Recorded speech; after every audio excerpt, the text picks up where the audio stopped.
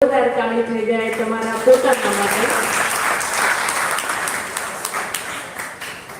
કાર્યક્રમને આગળ વધારતા અદ્વૈત આર્ટ્સ કોલેજના આચાર્ય શ્રી કર્મનિષ્ઠ આચાર્ય ચેતનભાઈ જોશીને હું વિનંતી કરીશ કે તેઓ મહેમાનોનું શાબ્દિક સ્વાગત કરે અને આપણને પરબતભાઈનો પરિચય કરાવે।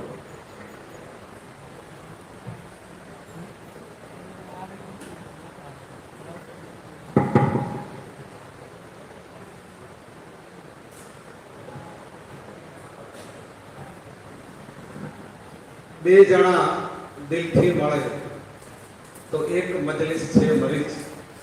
દિલ વિના લાખો મળે એને સભા કહેતા નથી। દિલ વિના લાખો મળે એને સભા કહેતા નથી। આજે આ દિલથી મળેલી સભામાં આપ સૌનું હાર્દિક સ્વાગત કરું છું। મંચ પર આપણા મુખ્ય મહેમાન કવિ શ્રી પરબતભાઈ ઉપસ્થિત છે, એમનું હાર્દિક સ્વાગત કરું છું।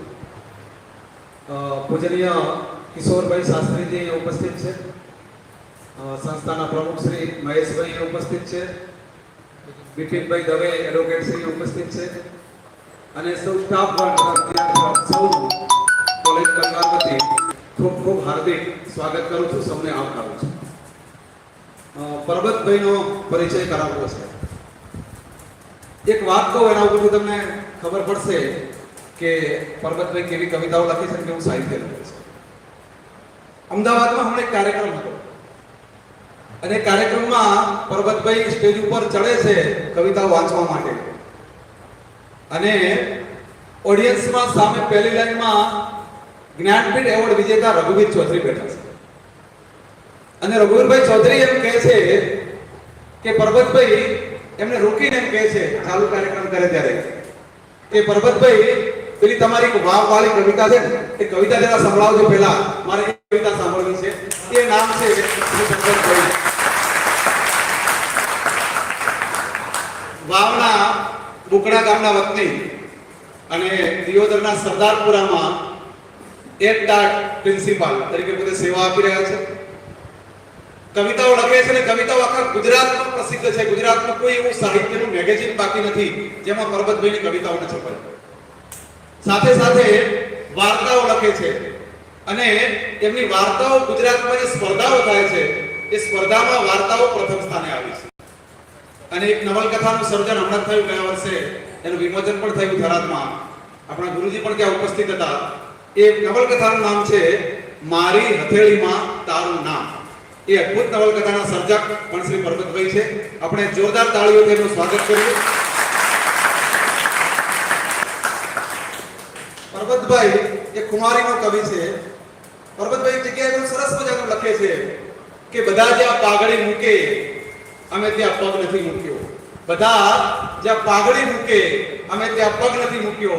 બચાવી એ રીતે થોડી કુમારી આપણે જીવ્યા। કુમારી બચાવી અને જીવ્યા એવા કુમારીના કવિ, એવા તળપદી ભાષાના કવિ અને ગીતોના સર્જક કવિ શ્રી પરબતભાઈનું કોલેજ પરિવાર વતી ખૂબ ખૂબ હાર્દિક સ્વાગત કરું છું। અસ્તુ ભારત માતા કી જય।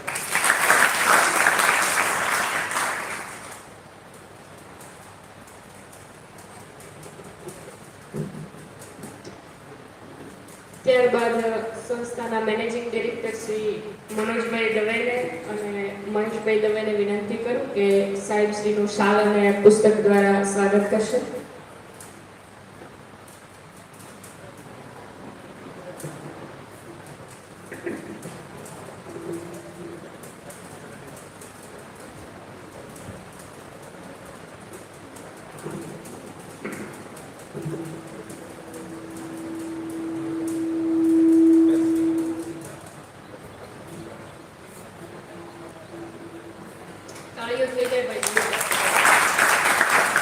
Whenever I have ice cream or cold water,